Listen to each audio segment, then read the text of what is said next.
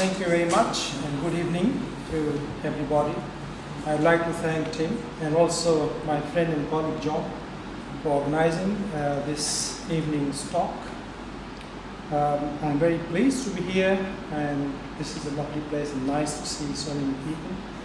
A very distinguished and well-informed audience. I have been chatting away with some of you, and thank you very much for coming tonight.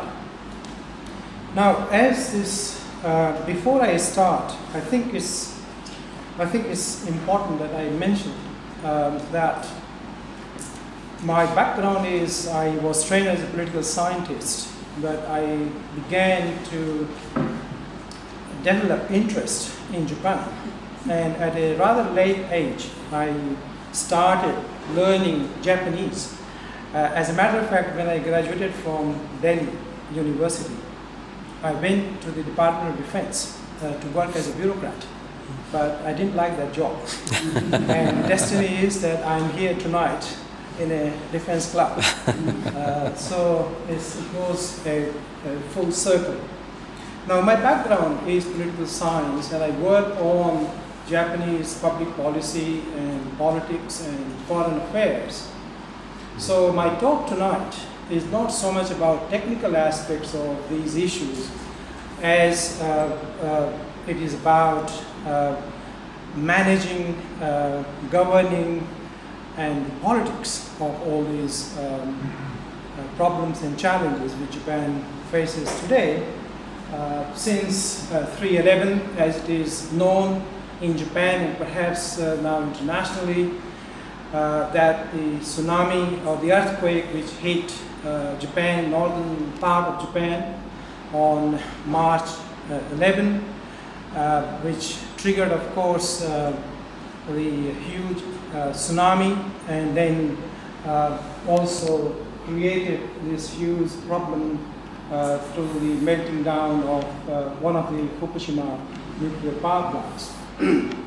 Some of you know that there are 54 nuclear power plants in Japan, or there were 54 nuclear power plants in Japan. Only actually 2 of them, as I read yesterday, only 2 of them are in operation. So out of 54, 52 have been either damaged or shut down for safety checks, which they do periodically in any case. But the point I'm making here is even with 2 nuclear power plants, I think Japan is getting enough electricity. But don't get me wrong, that without these nuclear power plants, Japan is going to manage its electricity demand. We are in February in Japan, and the peak Japanese winter does not require that much energy as it requires in peak summertime. So come summertime, we don't know what's going to happen in Japan in terms of demand and supply of its energy or electricity requirements. For tonight's presentation, I have made several slides, and I go through them, and I have got. Did I move? It's moving very fast. Let me go back to. No, here. Oh. That's it? Okay. Now, as I said, the northeast region of Japan, that is in Japanese called Tohoku, and towns along the Pacific coast were hit by an earthquake, and this was the earthquake which was, I think, the largest magnitude ever in Japan, 9 on the Richter scale, and which created huge tsunami waves rising up to about 15 meters. And why I'm saying this 15 meters, because there were sea walls around some of these coastline, and these sea walls were about 10 meters high. So all these sea walls, most of them were destroyed, or those that were not destroyed, the tsunami wave went over the sea walls and destroyed the community, and large number of people as a result died. So it created a havoc for Japan through this earthquake and tsunami. Now that was not the whole of the story. With this tsunami, what happened that Fukushima is one of the prefectures in Japan. There are 47 prefectures in Japan, like Australian states, you can think in that term. And Fukushima is one of the prefectures along the northeast coast in Japan. And this Fukushima has got two power plants called Daiichi, that is number 1, and Daiichi, number 2. And each power plant has got several reactors. I think there were 6 in Daiichi and 4 in Daiichi. Altogether 10 reactors. So out of 54 reactors, if you come to think about it, 10 were located in Fukushima. So heavily concentrated nuclear power plants you see located in Fukushima. Now this Fukushima number 1 plant, not all, but 3 of them were badly affected, and actually the term which is used is meltdown, right? But please don't ask me technical questions about these things. We have got someone in the audience who knows much more about technicalities of these things than I know. But it's not just Fukushima or some of the northeast coastal towns and cities which were affected. Actually, the effect of the earthquake was felt in many parts of Japan, including Tokyo.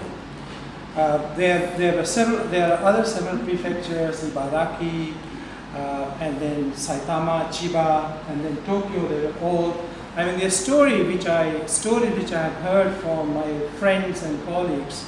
The day it hit, I rang several of my friends and colleagues throughout Japan, mostly in northeast part of Japan, and the story they were telling me were heartbreaking. So this was felt in as far away as Tokyo.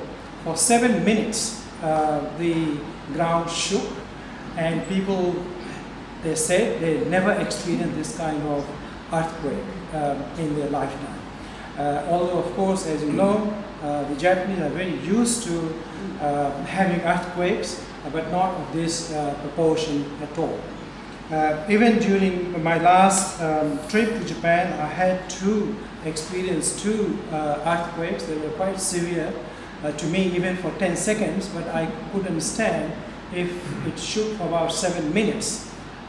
If you were in the 60th floor of one of the high-rise in Tokyo, what would you feel there? They said it was swinging, like you are at the top of a tree with heavy wind gusting through, that kind of feeling. So the destruction, at town after town, I have visited some of these towns, so I will come to that point.